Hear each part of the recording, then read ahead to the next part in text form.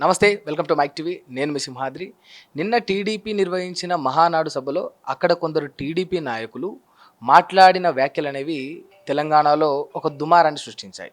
ఏదైతే ఒక టీడీపీ నాయకుడు మాట్లాడిన మాట తెలంగాణ అనే పదం అసలు డిక్షనరీలో లేదు అనే ఒక మాట, ఇంకొక టీడీపీ నాయకురాలు మాట్లాడిన మాట తెలంగాణకు ఒక ప్రాపర్ ఎడ్యుకేషన్ మినిస్టర్ లేడు, మాకు అద్భుతమైన మినిస్టర్ ఉన్నాడు, అది తెలంగాణ దౌర్భాగ్యం అనడం. ఈ రెండు అంశాల మీద దీనితో పాటు ప్రత్యేకంగా గతంలో రేవంత్ రెడ్డి చెప్పినట్టుగా ఇప్పుడు అమీర్పేట మైత్రివనం ఆ యొక్క సర్కిల్లో సీనియర్ ఎన్టీఆర్ విగ్రహం స్థాపించడం, ఇవన్నిటికి కూడా వేటికి సూచనలు? మరి వీటి వల్ల తెలంగాణలో టీడీపీ ప్రభావం ఏమైనా ఉండబోతుందా? అసలు ఈ మాటల యొక్క ఆంతర్యం ఏమిటి అని తెలుసుకునే ప్రయత్నం చేద్దాం. మనతోటి ఇప్పుడు దేశపతి శ్రీనివాస్ గారు ఉన్నారు. సార్ నమస్తే. నమస్కారం. చెప్పండి సార్, అంటే ప్రత్యేకంగా టీడీపీ మహానాడు అనేది వాళ్ళ పార్టీకి సంబంధించింది, సీనియర్ ఎన్టీఆర్ను పురస్కరించుకొని జరుపుకునే సభ. అందులో కూడా తెలంగాణ పట్ల ఇలాంటి వ్యాఖ్యలు చేయాల్సిన అవసరం ఏమొచ్చిందంటారు? అంటే తెలంగాణ రాష్ట్రం ఏర్పడటం అనేది చంద్రబాబు నాయుడు గారికి ఇప్పటికీ జీర్ణం కావటం లేదు. ఆయనకు తెలంగాణ మీద, ముఖ్యంగా హైదరాబాద్ మీద వాళ్ళ ఆధిపత్యం పట్టు సడలిపోయింది అనేటువంటి ఒక అక్కసు ఉంది అన్నమాట. తిరిగి తెలంగాణను పునరాక్రమించుకోవాలి, అది వాళ్ళ ఎజెండా. ఆ ఎజెండాకు ఫెసిలిటేటర్ రేవంత్ రెడ్డి గారు, సహాయకుడు. ఆంధ్ర ఆధిపత్య శక్తులు తిరిగి ఆంధ్ర వాళ్ళ ఉన్న పెట్టుబడిదారీ శక్తులు, ప్రధానంగా ముఖ్యంగా రాజకీయాలలో ప్రాబల్యం పొందిన ఒకానొక వర్గం, వాళ్ళు తిరిగి తెలంగాణను పునరాక్రమించుకోవాలి. వాళ్ళకి ఇక్కడ ఏమీ బిజినెస్లకేమీ ఢోకా లేదు, వాళ్ళ ప్రయోజనాలు, వాళ్ళ లాభాలకేమీ ఢోకా లేదు. కానీ రాజకీయ అధికారం వాళ్ళు ఆశించిన స్థాయిలో లేదు అనేది వాళ్ళు ఇప్పటికీ తట్టుకోలేకపోతున్నారన్నమాట. దానికోసం వాళ్ళు ఎప్పుడూ వదలలేదు. తెలంగాణ పట్ల ఏదో ఒక కుట్ర సాగుతూనే ఉంది. బట్ అయితే ఒక చిన్న సందేహం సార్, ఇప్పుడు తెలంగాణ పట్ల ఎప్పుడు కుట్ర సాగుతుందని మీరే అన్నారు. బట్ గతంలో అంటే కేసీఆర్ ఉండని, ఆ 10 సంవత్సరాలు ఎవరైనా ఉండని, బట్ ఆ 10 yearsలో మాత్రం ఇంతటి తీవ్రమైన వ్యాఖ్యలు మనం చూడలేదు. ఎప్పుడైతే కాంగ్రెస్ ప్రభుత్వం అధికారంలోకి వచ్చిందో అప్పుడు చాలా స్పష్టంగా కనిపిస్తూ ఉన్నాయి. దీనికి కారణాలు ఏమై ఉండొచ్చు? అంటే ఇప్పుడు పరిపాలిస్తున్నవాడు చంద్రబాబు నాయుడు గారి బంటు. మీరు తెలుగుదేశం పార్టీలోంచి రేవంత్ రెడ్డి బయటకు వస్తున్నప్పుడు ఎవరైనా ఒక పార్టీ నాయకుడు తన పార్టీలోంచి వెళ్ళిపోతున్నాడంటే కోపంగా ఉంటారు. కానీ అత్తగారింటికి ఆడపిల్లని పంపుతున్నట్టు సారెబెట్టి పంపిండు చంద్రబాబు నాయుడు. మీరు ఒకసారి పరిశీలిస్తే, అంటే చంద్రబాబు నాయుడు గారు డబ్బు సంచులు ఇచ్చి కాంగ్రెస్లోకి పంపాడు. ఆయన పిసిసి అధ్యక్షుడు కావడానికి చంద్రబాబు నాయుడు ఇచ్చిన డబ్బు సంచులే ఉపయోగపడ్డాయి రేవంత్ రెడ్డికి. ఆ డబ్బు సంచుల ఆధారంగా ఆయన చెప్పినట్టు సీనియర్లను తొక్కుతూ వచ్చాడు. ఆయన తొక్కుతూ పిసిసి ప్రెసిడెంట్ అయినాడు. ఆ తర్వాత కూడా అంతకుముందు మీకు పిసిసి ప్రెసిడెంట్ కావడానికి ముందు చంద్రబాబు నాయుడు ఇచ్చిన డబ్బు సంచులతో ఇక్కడ ప్రభుత్వం పడగొట్టాలని చూశాడు ఆయన. ఈ డబ్బు సంచుల వాహకుడైన మొదటి నుంచి కూడా కనుక ఇవాళ ఆ బంటు పరిపాలిస్తున్నాడు. కనుక తెలంగాణ వ్యతిరేక శక్తుల కాన్ఫిడెన్స్ హెచ్చిందనమాట, ధైర్యం హెచ్చింది. తెలంగాణ వాదం సడలిపోతున్నది. తెలంగాణ స్పృహ తెలంగాణ ప్రజల్లో క్రమక్రమంగా బలహీనపడుతుంది. మీరు తాడాట ఆడుతుంది చూడండి. తాడాట ఆడితే అటు కొంతమంది గుంజుతారు, ఇటు కొంతమంది గుంజుతారు. ఇప్పుడు వాళ్ళు ఏం చేస్తారంటే వాళ్ళ వైపు గుంజుతున్నారు. తెలంగాణ వాదం బలహీనపడాలని గుంజుతున్నారు, కొద్ది కొద్ది గుంజుతున్నారు. ఆ గుంజడంలో భాగంగా మహానాడులో తెలంగాణ అన్న పదం మీద అట్లాంటి వ్యాఖ్యలు చేశారు. తర్వాత ఇవాళ అమీర్పేటలో మైత్రివనంలో ఎన్టీ రామారావు గారి విగ్రహం పెట్టడం అంటే అదేదో ఒక దివంగత నాయకుని విగ్రహం గౌరవార్థం పెట్టడం కాదు. తెలంగాణ మీద తిరిగి తమ సామాజిక, ఆర్థిక, రాజకీయ, సాంస్కృతిక ఆక్రమణకు ప్రతీక. ఆక్రమణ విజయం సాధించబోతుంది అన్నదానికి ఒక ప్రతీక. అంటే మళ్ళీ మాకు అంటే ఇది ఒక పునాది అనుకోవచ్చా? ఒక అవకాశం ఏర్పడుతున్నది, ఒక అనుకూల వాతావరణం ఏర్పడుతుంది. తెలంగాణ ప్రజల్లో ఆ స్పృహ బలహీనపడుతోంది. ఇప్పుడు మన రంగ ప్రవేశానికి వాతావరణం సిద్ధమవుతుంది. మన కోవర్టు ద్వారాలు తెరుస్తున్నాడు. ఆయన పేరు ఏదో ఉంటుంది, మన గోల్కొండ మీద మన వాళ్ళు దాడి చేసినప్పుడు ఇక్కడ తానిషా దగ్గర ఉన్న ఒకడు తలుపులు తెరిచేస్తాడు. దానివల్ల శత్రు సైనికులు కోటలోకి ప్రవేశిస్తారు. ఇప్పుడు అదే జరుగుతుంది. రేవంత్ రెడ్డి చంద్రబాబు నాయుడు తెలంగాణలోకి రావడానికి, తిరిగి రాజకీయ జీవితాన్ని ఇక్కడ కూడా మళ్ళా పునఃప్రారంభించడానికి రేవంత్ రెడ్డి కారణం అంటారా? రేవంత్ రెడ్డి మీకు చాలా స్పష్టంగా ఒక మాట చెప్పినాడు కదా, మీకు మన ఖమ్మం బహిరంగ సభలో తెలుగుదేశం అనేటువంటి ఒక మహత్తరమైన పార్టీ, గొప్ప పార్టీ, ఉదాత్తమైన పార్టీ. ఆ పార్టీని తెలంగాణలో లేకుండా చేసిన దుర్మార్గుడు కేసీఆర్ అన్నాడు. కనుక తెలుగుదేశం గద్దెలు లేకుండా చేసినటువంటి బీఆర్ఎస్ గద్దెల్ని కూల్చండి అని పిలుపునిచ్చాడు. ఆయన ఏ కోరుకుంటున్నాడు? ఇక్కడ తెలుగుదేశం గద్దెలు ఉండాలి, బీఆర్ఎస్ గద్దెలు ఉండొద్దు అని కోరుకుంటున్నాడు ఆయన. బీఆర్ఎస్ అంటే తెలంగాణ పార్టీ, తెలంగాణ పార్టీ ఉండొద్దు అంటున్నాడు ఆయన. ఆంధ్రలో పుట్టి ఆంధ్రలో వచ్చిన అదనపు విలువలోంచి అధికారాన్ని చేజిక్కించుకొని తెలంగాణ వనరులను ఇష్టం వచ్చినట్టుగా దోపిడీ చేసి తెలంగాణ పదాన్నే నిషేధించి అసెంబ్లీలో ఇవాళ తెలంగాణ పదం డిక్షనరీలోనే లేదు అని చెప్పి వాళ్ళ మహానాడులో కువ్యాఖ్యలు చేయిస్తున్నటువంటి వాళ్ళు తెలంగాణలో ఉండాలట. కానీ తెలంగాణ అస్తిత్వం కోసం పోరాడిన వాళ్ళు, తెలంగాణకు నీళ్ళు ఇచ్చిన వాడు, తెలంగాణకు కరెంట్ ఇచ్చిన వాడు, తెలంగాణ ప్రజల కష్టం తీర్చిన వాడు, రాష్ట్రం సాధించిన వాడు ఆ గద్దెలు ఉండొద్దట. ఇది వాళ్ళ రేవంత్ రెడ్డి చెప్తున్నది కదా. ఆయన చాలా స్పష్టంగానే నేను తెలుగుదేశాన్ని పునరుద్ధరిస్తే తెలంగాణలో ఇది నా ఎజెండా అని చెప్పినాడు ఆయన. విచిత్రం ఏంటంటే ఆయన కాంగ్రెస్ ముఖ్యమంత్రి, ఇవాళ ఆయన ప్రతిష్ఠిస్తున్న విగ్రహం తెలుగుదేశం పార్టీ వ్యవస్థాపకుడిది. ఆ తెలుగుదేశం పార్టీ ఇవాళ బీజేపీకి మద్దతు ఇస్తున్నది. బీజేపీకి మద్దతు ఇస్తున్న తెలుగుదేశం పార్టీ వ్యవస్థాపకుడి విగ్రహాన్ని కాంగ్రెస్ పార్టీ ముఖ్యమంత్రి ఆవిష్కరిస్తున్నాడు. ఇది విచిత్రంగా విడ్డూరంగా లేదా? మరి దీన్ని హైకమాండ్ ఎట్లా యాక్సెప్ట్ చేస్తుంది సార్? అది ఇప్పుడు హైకమాండ్గా లేదు, అసలు కమాండ్ లేదు అది హైకమాండ్కి ఇప్పుడు దీని మీద. అంటే మన కుక్క తోకను ఊపుతలేదు, తోకనే కుక్కను ఊపుతున్నది అనమాట. అట్లాంటి ఒక వాతావరణం ఉన్నది. వాళ్ళకి కావాల్సింది ఇప్పుడు మూటలు ఇస్తుంటే మాట పడిపోతున్నది, అది పరిస్థితి. ఎందుకంటే ఇవాళ వాళ్ళకు ఎక్కడా కాంగ్రెస్ ప్రభుత్వం లేదు. హిమాచల్ ప్రదేశ్ దివాలా తీసింది. ఇప్పుడు పితికి పాలు రాకుండా అయిపోయింది కర్ణాటక, అది గొడ్డుటావు అయిపోతుంది అనమాట. అంటే వీళ్ళ దోపిడీకి నేను చెప్పేది, అక్కడ బోలెడంత సంపద ఉన్నప్పటికీ వీళ్ళు రక్తం కూడా పిండేస్తున్నారు అక్కడి నుంచి, దాన్ని అట్లా మార్చేస్తున్నారు. ఇవాళ మన ఇక్కడ తెలంగాణనే ఇప్పుడు వాళ్ళకి ఆసరాగా ఉంది. దాని నుంచి ఇక మన దోపిడీ చేసుకోవడానికి ఈ ఫెసిలిటేటర్ ఎవరు? ఈ డబ్బులు పంపించి ఆ డబ్బులు పంపిస్తాడు, తను ఇష్టం వచ్చినట్టు ఆట ఆడుతున్నాడు ఇవాళ ఆయన.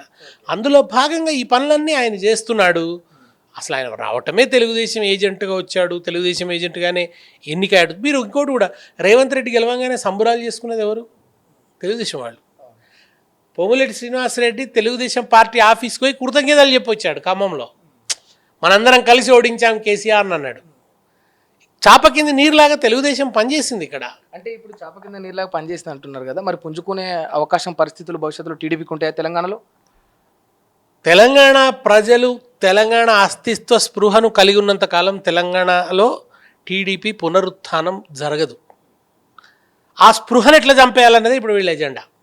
మీకు అందుకే ఒక రోషే విగ్రహం పెట్టారు, ఓ బాలసుబ్రహ్మణ్య విగ్రహం. ఎందుకు పెట్టినారు? మళ్ళీ పాత రాష్ట్రపు భావనలు కలగాలి, ఉమ్మడి రాష్ట్ర భావనలే కలగాలి, ఉమ్మడి రాష్ట్ర మానసికతలోకి తీసుకెళ్ళాలి అనే ఉద్దేశంతో జరిగినటువంటి కుట్ర అది. మీకు ఇప్పుడు చూడండి, జై తెలంగాణ అనే పదం నిషేధం అయిపోయిందా? ఇవాళ మీరు కాంగ్రెస్ పార్టీలో ఎవరన్నా జై తెలంగాణ అంటారా? ఎవరు జై తెలంగాణ అన్నారు? ప్రభుత్వ కార్యక్రమం ఏదన్నా ప్రారంభిస్తే అమరవీరుల స్తూపం దగ్గర ప్రారంభించేవాళ్ళు. దానికి తిలోదకాలు ఇచ్చారా? ఇప్పుడు ఆ సాంప్రదాయం లేదు. ఎవరన్నా మనకు అతిథులు వస్తే వాళ్ళకి జ్ఞాపికలుగా ఫిలిగ్రీ చార్మినారో లేకుంటే కాకతీయ తోరణమో ఇచ్చేవాళ్ళం. ఇప్పుడు అది బంద్ చేసి నంది ఇస్తున్నారు. అది లేపాక్షి నందో మరి ఏ నందో ఓ నందిని ఇస్తున్నారు. అంటే ఇవన్నీ చూడండి, సింబల్స్ మార్చేస్తున్నాడు. తెలంగాణ ఉద్యమ గర్భంలోంచి వచ్చిన తెలంగాణ తల్లిని ఆయన తీసేశాడు. అంటే దాని పట్ల ఉండేటువంటి తెలంగాణ ప్రజలకు ఉండే ఆ ప్రేమాభిమానాలు దెబ్బతీయదలుచుకున్నాడు ఆయన. అప్రూపమైన అంటే ఇదంతా నాన్ సీరియస్, డైల్యూట్ చేయదలుచుకున్నాడు ఆయన. దాంట్లో భాగంగా ఇది జరుగుతున్నది. ఏదన్నా ఆయన తెలంగాణ అస్తిత్వ కోణంలో ఒక కార్యక్రమం చేసి ఉంటే అది కేసీఆర్ మీద ఉండేటువంటి ఒక రాజకీయ వ్యగ్రతతో చేసింది తప్ప తెలంగాణ మీద అభిమానంతో కాదు. అతని ఎజెండా మాత్రం తెలంగాణ స్పృహ అంతరింప చేయటమే రేవంత్ రెడ్డికి ఉన్న ఎజెండా. దీనివల్ల రేవంత్ రెడ్డికి నష్టమే కదా సార్. అంటే end of the day Telangana ప్రజలు హేట్ చేస్తారు తప్ప అభిమానించారు కదా. ఇలాంటి కార్యకలాపాలు రేవంత్ రెడ్డి ఎందుకు చేస్తాడు? ఎవరైనా ప్రజలను మనలే పొందాలనుకుంటారు కదా. రేవంత్ రెడ్డి ప్రజలను ఆధారం చేసుకొని వచ్చినవాడు కాదు, ప్రజలు కేంద్రంగా ఆలోచించేవాడు కాదు, బాధ్యత లేనివాడు. కేవలం ఇదని ఏమంటాం, మన ఒక రకమైనటువంటి వికృత రాజకీయాలకు అలవాటు పడ్డవాడు. అతని ఎదుగుదల అంతా కూడా అదే. అంతే తప్ప ఆయన ఏం గొప్ప ఉద్యమాల్లో పాల్గొనలే, ఒకేదో గొప్ప లక్ష్యం కోసం పోరాడలే. అడ్డదారిలో కాంగ్రెస్లో ప్రవేశించి డబ్బు మూటలు ఇచ్చి పిసిసి అధ్యక్షుడై ఒకానొక సందర్భంలో పరిస్థితులు కలిసి వచ్చి కొంత బీజేపీ కూడా ఆయనకు పరోక్షంగా సహకరించింది. ఎట్లా అంటే అసలు మన వాళ్ళు కావాలని ఇప్పుడు మీకు ఏం చేశారు, తమిళనాడులో మన స్టాలిన్ను ఓడించదలుచుకొని చాలా దుష్ప్రచారం చేశారు. కానీ మనం గెలవలేమనుకున్నప్పుడు ఎన్నికల సమయానికి వాళ్ళ నాయకుడు అన్నామలైని ఉపసంహరించుకున్నారు. ఉపసంహరించుకోవటం ద్వారా మరొక పార్టీ గెలవడానికి, అంటే తమను ఉపసంహరించుకొని మరో ప్రతిపక్ష పార్టీ గెలవడానికి వాతావరణ కల్పన చేశారు. సేమ్ ఇక్కడ కూడా అదే జరిగింది. ఇక్కడ కూడా అట్లే చేశారు. అది బీఆర్ఎస్ మీద అనుమానాలు కలిగేటట్టు చూశారు. బండి సంజయ్ ఏంది చేయించింది బీఆర్ఎస్ఆ అనే అనుమానం కలిగించి తద్వారా ఒక వర్గం ఓట్లు రాకుండా చేస్తే అది కాంగ్రెస్కు లాభించి కాంగ్రెస్ గెలిచింది. కాంగ్రెస్ గెలవడం కూడా బీజేపీకి వాంఛితం. ఎందుకంటే బీఆర్ఎస్ బలమైన పార్టీ, తెలంగాణ అస్తిత్వ పార్టీ. అది పోతే కాంగ్రెస్ను కొట్టడం వాళ్ళకి ఈజీ. ఇప్పటికే దేశమంతా కొట్టారు కదా, తెలంగాణలో కూడా కొట్టేస్తాం తొందరలోనే అని. వాళ్ళకు బీఆర్ఎస్ఏ సమస్యగా ఉంది. కనుక ఇప్పుడు కాంగ్రెస్ అండ్ బీజేపీ ఇద్దరూ కలిసి బీఆర్ఎస్ని ఎట్లా కొట్టాలని ఆలోచిస్తున్నారు. దాంట్లో భాగంగా మోడీ చాలా స్పష్టంగా బహిరంగ సభలో అన్నాడు, ముజ్సే జుడో, నీ కలరిజం కావాలంటే నువ్వు నాతో చేరు. అదేదో సినిమాలో మేము ఎక్కడికో రమ్మంటాం, మీరు అక్కడికి రారు అని బ్రహ్మానందం అంటాడు చూడండి. ఆ పద్ధతిలో అన్నాడు మొన్న మోడీ, మిమ్మల్ని ఎక్కడికో తీసుకెళ్ళాలనుకుంటాం, మీరు అక్కడికి రారు అంటున్నాడు ఆయన. కనుక ఇదంతా కూడా అంటే జాతీయ స్థాయి మద్దతుతో జరుగుతోంది ఈ ఆంధ్ర ఆధిపత్య శక్తుల పునరాగమనం అనేటువంటి కుట్ర. పునరాగమనం కాదు, పునరాక్రమణ కుట్ర. రేపు ఖచ్చితంగా ఈ రేవంత్ రెడ్డి వాళ్ళని ఫెసిలిటేట్ చేశాడు. నా అనుమానం అయితే బీజేపీ, పవన్ కళ్యాణ్, తెలుగుదేశం కలిసి పోటీ చేయబోతున్నారు తెలంగాణలో. నేను ఊహిస్తున్నాను వచ్చే ఎన్నికలలో కలిసి పోటీ చేస్తే వాళ్లకు లోపాయకారి మద్దతు రేవంత్ అందజేస్తాడు. ఒకవేళ ఆ కూటమి గనుక ఏదైనా కర్మగాలి తెలంగాణ ప్రజలను ఏమార్చి వాళ్ళు ఏమన్నా అధికారాన్ని శాసించే అవకాశం వస్తే ఈ మానవుడు దాంట్లోకి జంప్ చేస్తాడు. అంటే దాంట్లోకి అంటే కూటమిలో ఎందులోకి, జనసేనలోకా, బీజేపీలోకా, టీడీపీలోకా? ఆయన తదనంతర గమ్యం బీజేపీ అని నేను అనుకుంటున్నాను. అందుకోసం ఆయన ఇప్పటి నుంచి అన్ని రంగం సిద్ధం చేసుకుంటున్నాడు. అందులో మొట్టమొదట వాళ్ళు బీఆర్ఎస్ని చంపేదలుచుకున్నారు అందరూ కలిసి. కనుక దీనికి జాతీయ స్థాయి మద్దతు కూడా ఉందని నేను ఎందుకు అనుకుంటున్నానంటే, మొన్న మోడీ హైదరాబాద్ వచ్చినప్పుడు ఎవరిని కలిశాడు? తెలంగాణ నాయకుల్ని కాదు ఆయన కలిసింది, పవన్ కళ్యాణ్ చంద్రబాబు నాయుడుతో మంతనాలు కలిపాడు. మొదటి నుంచి కూడా చంద్రబాబు యొక్క గుప్పిట్లో ఉంటున్నాడు. మీకు ఫస్ట్ కూడా 2014లో కూడా ఎన్నిక కాగానే మోడీని ఎన్సర్కిల్ చేసింది చంద్రబాబు వర్గమే. ఆయన ఏమన్నాడు అప్పటి నుంచి, తల్లిని చంపినరు, బిడ్డనేదో అంతా తెలంగాణను అవమానించే మాటలు అంటూ వచ్చినాడు ఆయన. ఆ మధ్యలో కాస్త చంద్రబాబుతో గ్యాప్ వచ్చింది, మళ్ళీ కలుపుకున్నారు. ఈ మధ్యలో మళ్ళీ తన దగ్గర ఉన్న పెట్టుబడిదారులందరినీ కూడా అక్కడ పంపాడు. ఎవడెవడైతే అవినీతి కుంభకోణాల్లో ఇరుక్కున్నాడో, బ్యాంకుల్ని ముంచారో వాళ్ళని పంపాడు బీజేపీలోకి. పంపి మళ్ళీ తిరిగి మోడీ చుట్టూ తమ వర్గాన్ని మళ్ళీ ఎన్సర్కిల్ చేసి ఇప్పుడు మళ్ళీ ఆయన అనుకున్నది నడుస్తుంది. అందుకనే కదా ఇవాళ బనకచర్ల మనకు గోదావరి నీళ్ళని కూడా తీసుకుపోయే ప్రయత్నం చేస్తున్నారు. గోదావరి నీళ్ళని తీసుకుపోతుంటే ఈ మానవుడు సహకరిస్తున్నాడు. బనకచర్ల మీటింగ్కి పోను అన్నాడు, పోయిండు. రానంటూ నీ చిన్నది అన్నట్టు పోయిండు, సంతకం పెట్టిండు, వచ్చిండు. అక్కడున్న జలవనరుల సలహాదారు ఇవాళ ఇక్కడున్నాడు. మొన్నటి వరకు తెలుగుదేశం పార్టీ ప్రభుత్వానికి సలహాదారుగా ఉన్న ఆదిత్యనాథ్ దాస్ ఇవాళ ఇక్కడున్నాడు. ఇవన్నీ ఎవరి పనుపున జరుగుతున్నాయి, ఎందుకు జరుగుతున్నాయి ఇట్లా? ఇవన్నీ లింకులు మనకు చాలా స్పష్టంగా అర్థమవుతున్నాయి. అంటే మీరు ఇప్పుడు ఇన్ని విషయాలు చెప్తున్నారు సార్, కానీ ఒక్కసారి మనం ప్రీవియస్గా ఇప్పుడు టీడీపీ సభలో వాళ్ళు మాట్లాడిన మాటలు చూసుకుంటే, ఇప్పుడు ఎడ్యుకేషన్ మినిస్టర్ ఇక్కడ రేవంత్ రెడ్డి, మరి రేవంత్ రెడ్డిని వక్రీకరించేటట్టే కూడా మాట్లాడేది కదా, మరి అది ఎట్లా పాసిబుల్ అవుతుంది నిజంగా రేవంత్ రెడ్డి దీన్ని వెనుకుంటే? అంటే అది నాయకురాలు వాళ్ళ నాయకుడిని గొప్పగా చెప్పుకోవాలనుకునే క్రమంలో ఆమె ఒకటి వెతుక్కొని ఇక్కడ ఎడ్యుకేషన్ మినిస్టర్ లేడు అని చెప్పి అన్నది. ఎడ్యుకేషన్కు స్పెసిఫిక్గా మినిస్టర్ లేడు అనే ఉద్దేశం అన్నమాట. ఒకతనే రెండు ఇచ్చేస్తున్నాడు అనేది. అది ఒక ఆమె అట్లా అది ఆమె అంటే అనవచ్చు, కానీ ఆమెకు చంద్రబాబు నాయుడు ఎజెండా మీద స్పష్టత లేకుండా ఉండొచ్చు. చంద్రబాబు నాయుడు రేవంత్ రెడ్డిల ఎజెండా మీద ఆమెకు స్పష్టత లేకుండా ఉండవచ్చు. మొత్తంగా రేవంత్ రెడ్డి చంద్రబాబు నాయుడు మధ్య ఉన్న ఒక మోడీ వరకు ఉన్న నెక్సెస్ మనకు చాలా పద్ధతులలో మనకు అర్థమవుతున్నది. అంటే ఇప్పుడు దీనివల్ల ఏమన్నా బీఆర్ఎస్ పార్టీకి తెలంగాణలో థ్రెటన్ ఉండే అవకాశం, లేకపోతే కొంచెం ఎదురు దెబ్బ తగిలే అవకాశం ఉంటుందా మరి వీళ్ళిద్దరి నెక్సెస్ మధ్యలో? తెలంగాణ ప్రజలు రేవంత్ రెడ్డి విషయంలో వెక్స్ అయిపోయారు. భూతల స్వర్గం అని అన్నాడు, తను వస్తే భూతుల దుర్గం చేశాడు, భూతల స్వర్గం చేయలేదు. కానీ కనుక ఈయన బాధ్యత లేని బలాదూర్ ముఖ్యమంత్రి, బటాచోరు ముఖ్యమంత్రి. బలాదూర్ అయినా పర్వాలేదు, బటాచోరు లూటీ చేస్తున్నాడు. జనం విపరీతమైనటువంటి బాధలు అనుభవిస్తున్నారు. ఇవాళ మీరు చూడండి రైతుల పరిస్థితి ఏమిటి, దారుణమైన పరిస్థితి ఉన్నది పాపం. వాళ్ళు వర్షానికి మొత్తం ధాన్యం ఎక్కడికక్కడ నానిపోతుంది. చెడగొట్టు వానలకు, చెడగొట్టు ముఖ్యమంత్రి ఉంటే చెడగొట్టు వానలకు ధాన్యం ఖరాబ్ అయిపోతున్నది. దాంతో వాళ్ళు విలవిల్లాడుతున్నారు పాపం. ఒక డ్రైవర్ పాపం, ఆర్టీసీ డ్రైవర్ గది ముందు కొనుండగా ధాన్యం అంటే అతన్ని సస్పెండ్ చేశారు. రైతు బంధు రావటం లేదు, నిర్వీర్యం అయిపోయింది. ఇప్పుడు కళ్యాణ లక్ష్మి, తులం బంగారం ఇస్తామన్న కళ్యాణ లక్ష్మిని నిర్వీర్యం చేయబోతున్నారు. జనం చేతికి డబ్బులు వచ్చే పథకాలన్నీ నిర్వీర్యం అయిపోతున్నాయి. ఈయన అదేం జనం చేతికి డబ్బులు ఇస్తలేడు కదా. మీరు రుణమాఫీ కూడా ఏమిటి, 2 సార్లు రైతు బంధు ఎగ్గొట్టి రుణమాఫీ అన్నాడు. ఇప్పుడు రైతు బంధు పథకాన్ని నిర్వీర్యం చేశాడు మొత్తంగా పాపం. దాని ప్రాణమే పోయింది ఆ పథకంది. ఓ 2 సార్లు ఎగ్గొట్టిండు, 3వ సార్లు కొంతమందికి ఇచ్చిండు, ఇయ్యలేదు. అంటే ఏదో సీరియస్నెస్ లేదు. అంటే ఏదో రైతును ఆదుకోవాలని కాదు, మేనేజింగ్ అనమాట ఏదో అట్లా. అయితే ఒక ప్రశ్న సార్, ఇప్పుడు మీరు ఇందాక ఖచ్చితంగా ఇదంతా కూడా కుట్ర జరుగుతూ ఉంది, టీడీపీ వచ్చే ప్రయత్నం అని అన్నారు కదా. మరి టీడీపీ వచ్చే అవకాశం ఉంటుందా తెలంగాణలో? మరి వస్తే అది బీఆర్ఎస్కి దెబ్బ పడేటట్టు ఉంటుందా? ఎందుకు ఈ మాట నేను అంటున్నా అంటే, లోకేష్ చాలా స్పష్టంగా ఒక మాట అన్నాడు, అండమాన్లో అయినా సరే తెలంగాణలో అయినా సరే టీడీపీని మేము మళ్ళా జీవం పోస్తాం, అది నా బాధ్యత అని లోకేష్ చాలా బలంగా కాన్ఫిడెంట్గా చెప్పిండు. వాళ్ళకి ఆశలు ఉన్నాయి, వాళ్ళకి తిరిగి ఇక్కడికి రావాలని ఇది ఉంది. దానికోసం వాళ్ళు ఈ తెలంగాణ స్పృహ అనేది లేకుండా పోవాలని వాళ్ళు కోరుకుంటున్నారు.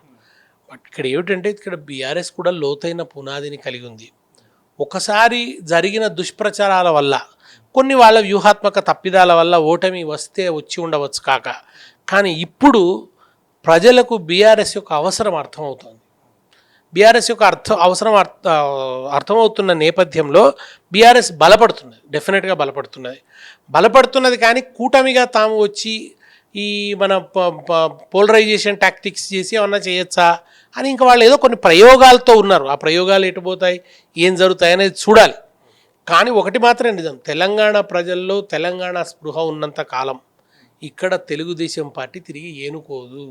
రైట్, చూశారు కదా, ఇది దేశపతి సీని గారు చెప్తున్న అంశం. ఏంటంటే రేవంత్ రెడ్డి చంద్రబాబుకు, అటు టీడీపీకి, ఒక పక్క బీజేపీకి కూడా వాళ్ళ కోవర్ట్గా పనిచేస్తూ ఉన్నాడు. భవిష్యత్తులో ఇక్కడ బీఆర్ఎస్కు పాత్ర వేసి బీఆర్ఎస్ లేకుండా చేసి ఈ కూటమి ప్రభుత్వాన్ని తెలంగాణలో వ్యాప్తి చెందించడానికి రేవంత్ రెడ్డి చంద్రబాబుకు ఒక కోవర్ట్గా పనిచేస్తున్నాడు అనే విషయాన్ని చాలా స్పష్టంగా చెప్తున్నాడు. బీఆర్ఎస్ ఎప్పుడైతే అధికారంలోకి వస్తుందో వచ్చిన వెంటనే తెలంగాణ మహనీయుల విగ్రహాలను ఇక్కడ స్థాపిస్తాం, ఉన్న విగ్రహాలను తీసేస్తామా లేదా అనేది అది ఫైనల్గా పార్టీ డిసిషన్ అని స్పష్టంగా చెప్తా ఉన్నారు. Right, thank you.